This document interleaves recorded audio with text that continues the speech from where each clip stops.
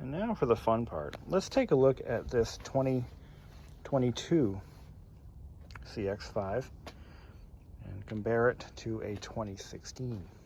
So this is what it looks like brand new. The car's got 230 miles on it. Let's take a look at the 2016. Get a good look at that. Know the location of everything, and these solenoids right here, there's one on either side of the engine. Those are for the cylinder deactivation engagement, I believe. There's one on each side, and the two outer cylinders are the ones that are deactivated on command. There's one right there. Pretty sure that's what those solenoids are for. What they do is they change the what they do is they lock and disengage the hydraulic lash adjuster. So when the camshaft lifts up the lobe or lifts up the rocker arm, it doesn't do anything. Or when it pushes it down. And we've got that guy right there. That is, what is that? Here's our fuel pump. There's a high pressure fuel pump. And that goes into the brake booster. That must be a vacuum port for the brake booster. Let's take a look at the 2016. All right, here's the 2016. This is after 86,000 miles. You can see that the position of the fuel pump is the same. You've still got that same exact hose going into the brake booster. So that must be just a vacuum junction. There could be an actuator in there somewhere. The master cylinder reservoir is the same. Basically the same air box. Looks to be the same electronic throttle motor, or electronic throttle body. Same exact coolant tank. She just had this car serviced at the dealer. I think she just had the transmission flush done, and I had her do a coolant flush as well. That heat shield is in the same spot. Same motor mount, same alternator. Position of everything is the same. It really is basically the same chassis with a few refinements.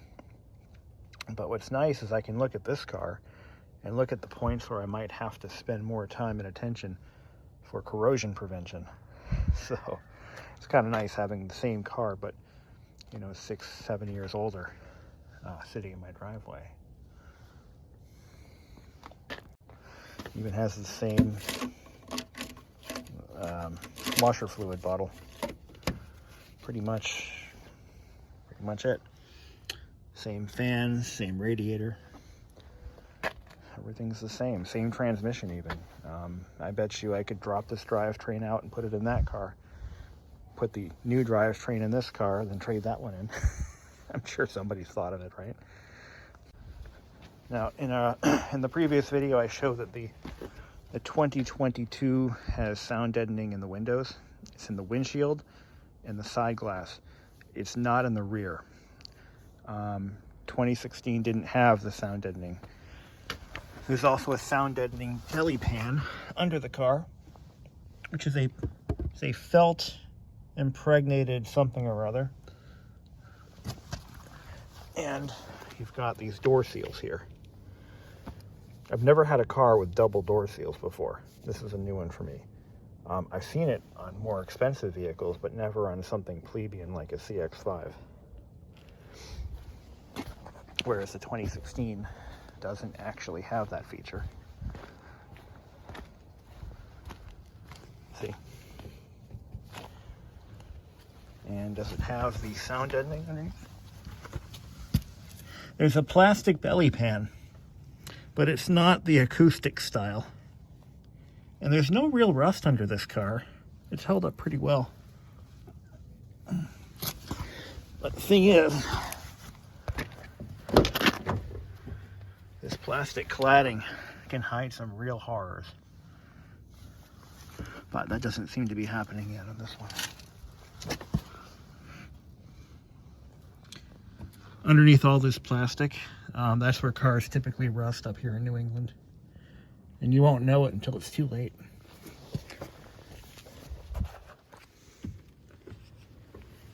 So let's take a look at the interior for a moment. This is what the 2016, sorry for the mess. This is what the 2016 interior looks like.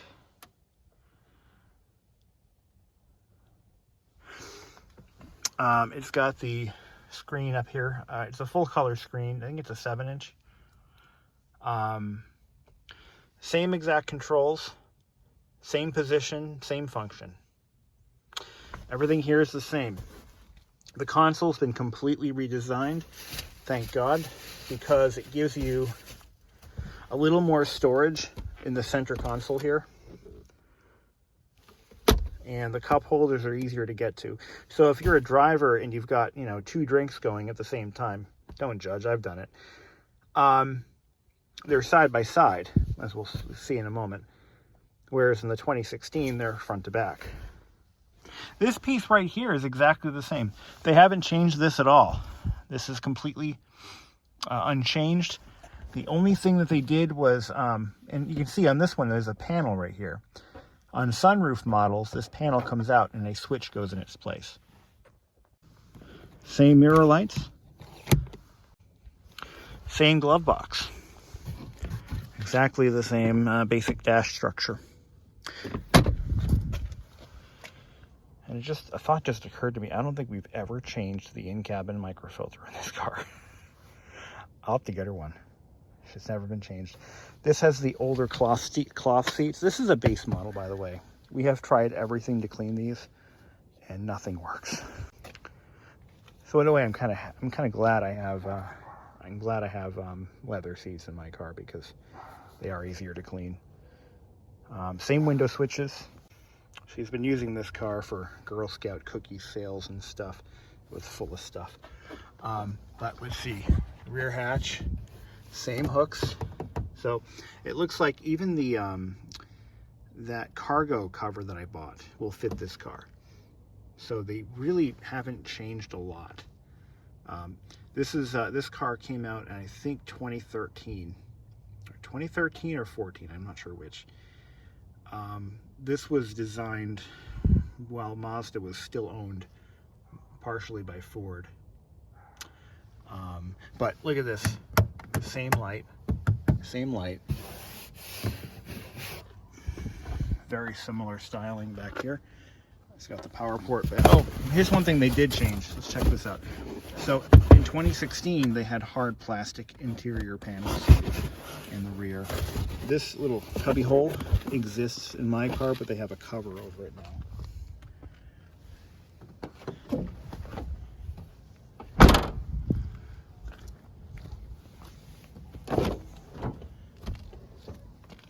And let's see if the rear seats are reclining. Nope. A single position. No recline function. Roof rails and crossbars were added on this one. And it's got the basic power seats. Up, down, left, right, side to side. No dead pedal. I was going to ask about that, but in 2016 they didn't have a dead pedal here, just carpeted, and it's held up pretty well. This is after 86,000. Looks pretty good. Got a little cubby hole here that I don't have in mine. Kind of wish it did. The gauge cluster is almost exactly the same. But I don't have the key with me. But basically the same cluster. Although it's been modernized, this screen right here has been replaced with a more modern screen. If I could turn it on, you would see that this screen is a segmented LCD, whereas the new one is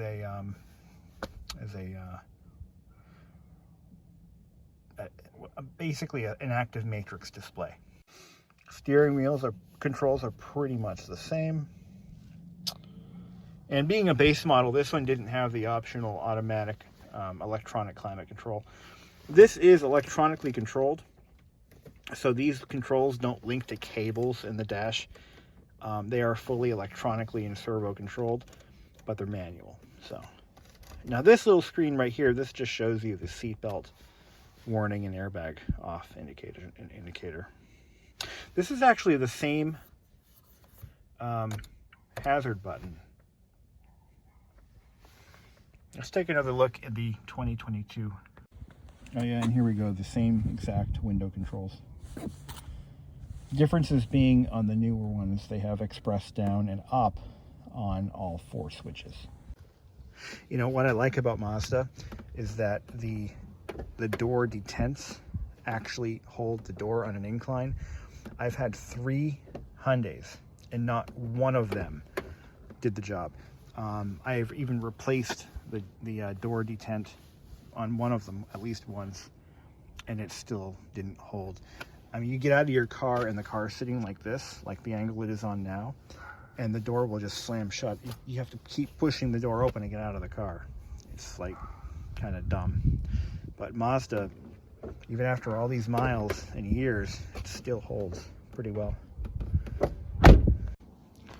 Now, there's no transmission dipstick in this car. That would be nice. She just had it flushed, actually, so I think we're good there. But yeah, there's no transmission dipstick, but there is obviously an engine oil dipstick, and it's in the same spot. Now, this engine actually is, other than the cylinder deactivation not being present on this particular version, it is the same basic engine. I believe it's the same block, same heads. Well, no, different head, but same block.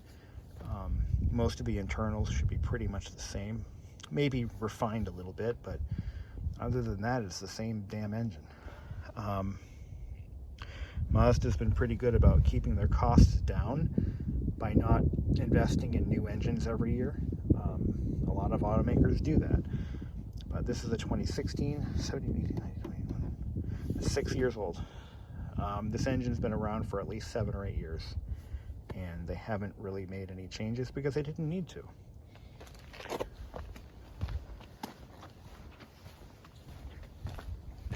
Why change what isn't broken? Maybe make a few refinements here and there. Maybe use better motor mounts. And I heard that when they designed this revised version, they put some effort into redesigning the motor mounts and some other things to control noise, vibration, and harshness. And that's always a good thing. But a lot of the parts from that car would fit this one and vice versa. So I've asked my girlfriend not to pull my car apart for parts because, that's not nice.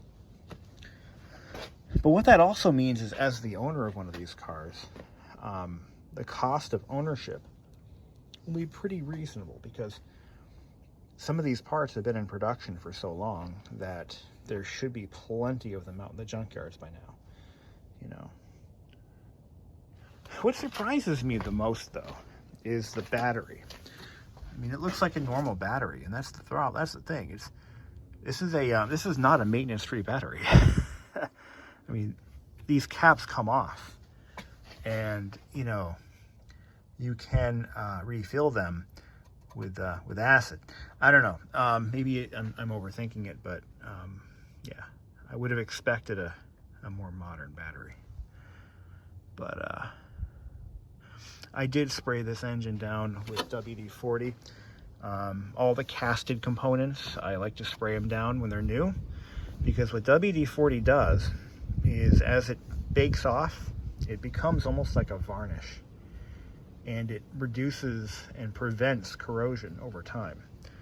And then when the weather's nice, you spray the engine down, you bring it to the wash bay, you wash everything off, and then you reapply the WD-40, and it keeps it looking fresh. It really works. I've been doing it with all of my cars. I've never had a problem. So underneath here, I can smell a lot of burn off. So some of the coatings that come on the exhaust when it's new, they take some time to burn off, and you can really smell it when the car's you know, been driving for a while. But this is what the suspension looks like. It's been fluid filmed, as I've talked about in my previous video. Coat everything in fluid film underneath. And what that's going to do for us is it's going to prevent and or delay the onset of corrosion. Fluid film is thicker than WD-40. It lasts a long time and has to be reapplied every so often, but it lasts a good while and it prevents corrosion. It really works. But having a 2016 behind me, I can see where they rust and areas that might be of concern as the car gets older. You might notice something a little different about the newer ones. Fog lights were present on all previous model years as an option. On the newer ones, there is no option for fog lights of any kind. There are no knockouts for them either. What Mazda's done is they focused on using better headlight technology. For example, this car, in fact, all CX-5s have optional. All CX-5s have LED headlights as standard. Now, I thought that my car had the adaptive LED, but it doesn't. They're self-leveling, but they're not adaptive. The adaptive lights are actually quite nice because they can follow the car in a turn. But this car doesn't have that option. So let's take a quick look underneath the car. I wonder what she hit. So, same muffler. Look at this. This is 86,000 miles in 6 or 7 years. Actually, almost 7 years. And look at how nice this car is. I did fluid film this one, but I didn't do a very good job of it. But it has helped to delay and prevent corrosion. But look at this muffler. No rust. It's perfect. In fact, that entire exhaust. Look, it's leaking right there, though. Look at that. That's an exhaust leak right there. So she's got a bad, that gasket is going, but the rest of it looks pretty good. Not bad at all. This is actually quite encouraging. I mean, this car has not rusted out like you would expect. It's actually holding up pretty good. We live in New England, and salt is very much a problem here. Let's check out the suspension mounts. Let's take a look. Not bad. Not bad at all. See, I noticed some light rust under this car when she bought it. Shortly after she bought it. And I'm like, you know, we should probably do something about that. Even there, no rust. So what I did is I bought a couple of cans of fluid film and I went to town and it paid off. So far, it's paid off in spades. But that's how you prevent rust in a car. You live in the salt belt. But even the hood. I mean, look at this. Look at this engine. It's not clean. You know, she doesn't wash this engine like I do in mine. And when I think to do it, you know, it's usually too late, you know. But this engine has held up. There's not a lot of rust under the engine compartment. The ECU's over there. I think it's the same place on the new one too. But so a couple of things I got to do to this one is I have to get her a new cabin microfilter. I don't think it's ever been replaced. I did those belts and spark plugs, 68,000. Yeah, that was shit. Wow, she puts miles on this thing, huh?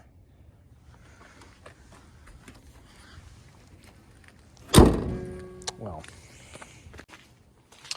there's the ECU. I think it'd be funny if I put her engine in this, like if I had really all the spare time in the world and a lift, I would just drop the whole subframe out, put it in hers, put hers in this one, and then bring it back to the dealer and say, what? It seems to run a little rough. Look everything over like, holy shit, what did you do? But yeah, I mean, you could really do that, you know? Yeah, it's metal. So I didn't go over any performance specs and numbers and comparisons between the two, the gross vehicle weight and all that shit. You can look that up on your own. I just wanted to do a visual comparison of the two side by side, you know. And so let's take another look at the interior.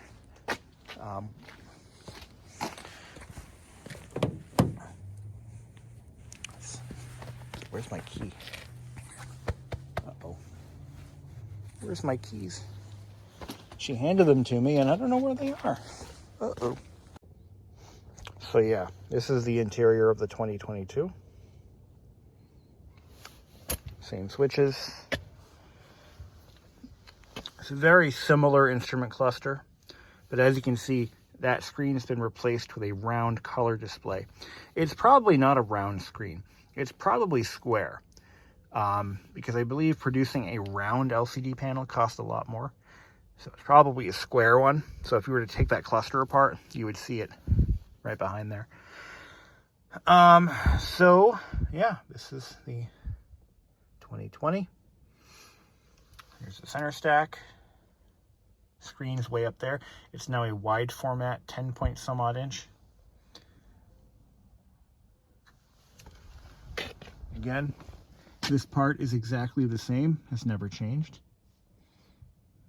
They got their money's worth. See, you got to realize that when you're an automaker and you're building cars and volume, anything you can do to save expense is really what you want to do. So to make the cavity mold for this probably cost them a couple, maybe tens of thousands of dollars to make that mold. And to redesign that part cost another tens of thousands of dollars. And in the financial position that Mazda is in right now, you know, they're not exactly the #1 seller. So if you can stretch the life of a part, it saves you just a little bit more. And the amount of parts that they saved from redesigning them, because when you redesign a part, that means you got to make a whole new mold. You've got to retrain the staff on how to handle that part and how to install it. But if you can save one part from one model year, one generation, carry it over to the next, you saved your company a ton of money. So stuff like this doesn't bother me. There was nothing wrong with the 2016 or the 2013 version. So what's the problem with reusing that part, right? Same thing with with a lot of the engine components. You know, why redesign the world when you can just make a few minor changes and roll with it? You know, all of these components, all of these plastic injection molded parts, if they can reuse those parts from one model year to the next or one generation to the next, you save the company a ton of money. But of course, you know, if something that, you know, a part that you use in a particular generation of a vehicle makes that vehicle cheap feeling or makes it less desirable in the competitive marketplace, you dump that part, you redesign that part. This whole dashboard, I mean, look at this. This is molded in plastic, fake stitching. You know, they didn't have the money to do it right, so that's what they did. I mean, this is not by any means an ugly dashboard. It looks quite nice. Actually, I really like it. But, you know, it's not competitive. It doesn't look like the other offerings dashboards. It doesn't really appeal. I mean, this is all, excuse me, very cheap, very flimsy, very hard. The top of the dash is soft, but the rest of it is hard plastic. And the reason that you don't want hard plastic in an automobile interior, especially if you're trying to project, as Mazda's trying to project, kind of an upmarket image. You know, they charge a little bit more than some of the competition for the same vehicle with less features. They're not a value brand. They're not trying to be the next Hyundai. They're trying to be the next Toyota. And by allying with Toyota, they've really made a great step towards that goal. But, again, what you don't want is hard plastic interior. Even that's hard plastic right there. Yeah, it's all hard plastic. And what that does is it feels cheap. When you're cross-shopping a Hyundai Tucson, and the Hyundai Tucson has a better feeling interior than what you're selling, you're doing something wrong. So what Mazda's done is they've completely retooled the interior as much as they could on a budget, and they've upgraded the materials. Another thing about hard plastic interiors is that they bounce sound off very, very well, and so they give the car a cheap sounding ride. You know, the stereo, when you have the stereo cranked, you know, the sound bounces off the hard plastic a little bit differently than it does off of soft materials. Case in point, the A-pillars on this. These are hard plastic. There's nothing wrong with hard plastic. But if you're trying to project a more upscale image, then you need to upgrade to a better material. So in the 2022, in fact, I think starting in 2018, this particular body style was essentially sunsetted in 2017 going into 2018. So in 2018, that body style came out along with its interior, which is a class-leading interior. I've read enough reviews and watched enough review videos to where they consistently state, and it seems to be evident in practice, in actuality, that it is a class-leading interior. This is not class-leading. It's not ugly, but it's not class-leading. So when they redesigned that vehicle, they switched these out for a cloth-wrapped version. Now, the cloth-wrapped version absorbs sound, makes for a much quieter ride. Again, every little bit counts when you're trying to make incremental changes to improve the feel, the look, and the marketability of a vehicle. But they kept what works. And I stated in my last video that this control stack right here, I really like this. Having had touchscreens in my last vehicle, and the one before that it was actually pre-infotainment, if you will. But having had a touchscreen in my previous vehicle, I really prefer this because you don't even have to take your eyes off the road. You just kind of glance over. You know, you've got your hands down. You know, you got your hand on the wheel, your other hand on the control stack, the control knob, and you just control through the menus, cycle through the menus. Even CarPlay works pretty good with this system. And once you know what the controls do, you don't even have to look at your hand. You know that this brings up your music menu. This brings up your home screen if you have the optional navigation, or if you have your Apple CarPlay or your Android Auto phone linked to the system, this will bring up your navigation. This is your favorite places. So if you're in the audio menu, you press this, it brings up your presets for your radio, and you can scroll through them with this knob here. But yeah, I'll admit, at first blush, this seems like a befuddling, confusing array of knobs and switches. But in reality, once you get used to it, it's not that bad. It's actually quite nice. I didn't like having a touchscreen because there's no tactile feedback, and you get your arm lifted up like this. It's like you're trying to drive and you're touching the screen, and it's a much more distracting experience. I think this is far better. The tactile feedback is what most people really want, and they're not going to get that with a touchscreen.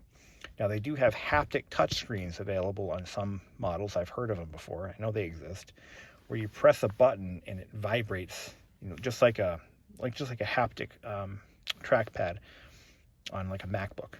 It kind of works the same way. But anyway, same seatbelts. I'm just trying to see what have they not changed. I like the spring-loaded cup holders, but on the new ones, there's more spring-loady thingies. So it gives you a much better grip on whatever you're drinking. Hopefully it's non-alcoholic. But anyway, what else is there to say? They pretty much carried over what worked, and they dropped what didn't. And they made the vehicle a much more upscale option. And I've been trying, since I bought that vehicle back, how long have I had it? 4 days now. 5 days, almost a week. Oh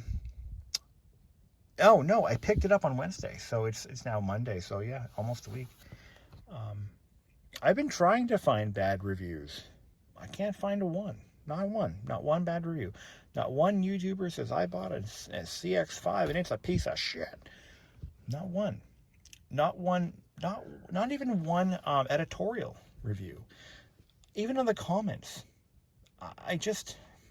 I've never found a vehicle that was so universally loved and yet so undervalued or underappreciated. Mazda doesn't sell a lot of vehicles compared to the competition. I think it's time that changes. I really do. I think they're onto something.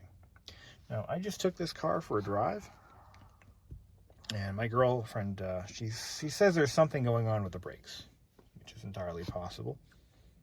I did the brakes on these like 2 years ago. They're probably getting worn down a little bit. But we took it for a drive, and 86,000 miles. This transmission shifts as good as that new one does. That car's got 250 miles on it. This one shifts just as good. And if there is any indication of how well a new vehicle will last, or how trouble-free it may be over the course of its ownership period, or lifespan in that matter, you've got to find an older version of that vehicle, one with the oldest version of that drivetrain that you can find, something that's racked up a few miles. Take it for a drive, and that's a good indication of how well that vehicle is going to hold up. And if this car is any indication, even the suspension is tight. This car is tighter than I remembered it. I took it for a nice little cruise, and the suspension, the steering, everything about this car is tighter than a drum. And I can vouch for my girlfriend. While she does her oil changes, she's not a maintenance hog like I am, and this thing's held up pretty well. So anyway, folks, that's it for now. Thank you for watching, and seriously, consider a Mazda for your next car, and I'm glad I did. And I'd like to see more of these on the road, because we need good cars on the road. We don't need any more Mitsubishi Outlanders. We don't need, enough people drive Hyundai Tucsons. These CX-5s, and they pack a punch, and they hold up, and they're worth every penny they sell them for, even if it's a little bit more money. Oh yeah, totally worth it. And there she goes. She's the neighbors are on vacation, and she's taking care of their dog. I can hear him barking. Hear him? Poor girl. Poor thing. Anyway, she's gonna yell at me for showing her dirty car all over YouTube. But you know what? She'll be fine. She'll get over it. All right. I just realized even the door handles are the same. I think they're exactly the same.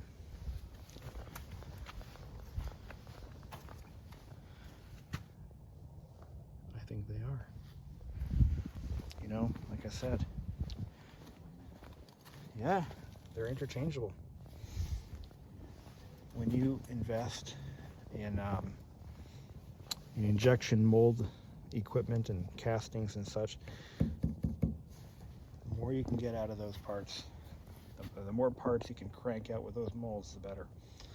That's the name of the game. Anything you can reuse.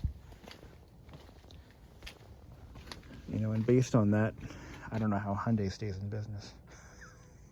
Hyundai is always retooling everything in their cars.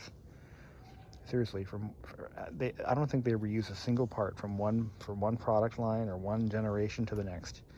I swear they burn the factory down and build a whole new factory, all new molds, all new parts. They don't reuse anything.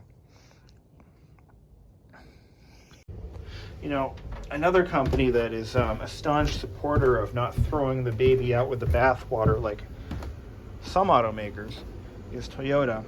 And I think the reputation speaks for itself, because their cars have very few problems per thousand. Is it per thousand or per 100 units?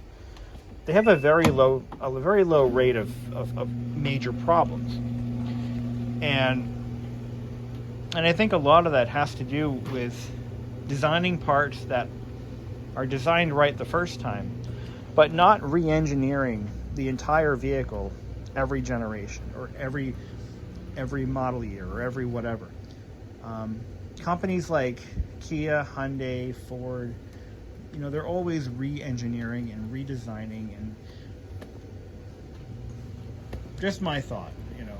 And it looks like Mazda is taking a page out of their playbook and not redesigning the whole vehicle. I mean, even the suspension is pretty much the same. I mean, look at the Miata. The Miata is a good example of a vehicle that they designed right the first time, and for 4 generations they basically kept the same, essentially the same chassis, a lot of the same suspension. They did make design changes here and there to, you know, as they're going to do, but for the first at least from 1990 or 89 to 2005, when the NB was discontinued and the NC took over, they really didn't change much under the skin. A lot of the changes were just skin deep. And many parts from one to the other, from 89 to 2005, a lot of the parts are interchangeable, and God, that washer is overloaded. You know, that's going to be a challenge. I'm going to have to, yeah, she put way too much in here. So we're going to have to do something about that. I don't know what.